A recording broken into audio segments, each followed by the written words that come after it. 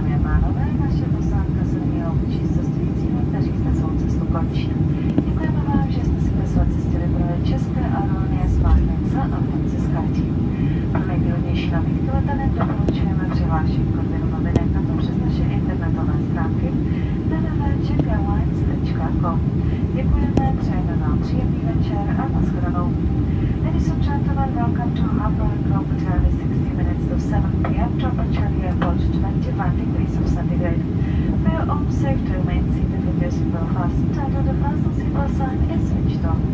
Be careful when you open your hand lockers and before you leave the aircraft, please make sure that you have all the luggage and check the seat pocket in front of you.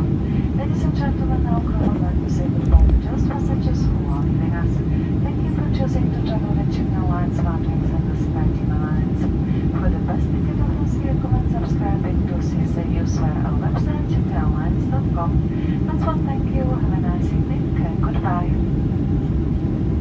Dámy a pánové, žádáme cestující, kteří letí dále do Göteborgu, aby zůstali na palubě. Po dobu mezi přistáním nutno, aby se každý cestující fyzicky ztotožnil veškerá svá příruční zavazadla a osobní věci. Posádka letadla bude procházet kabinou a tuto kontrolu provádět.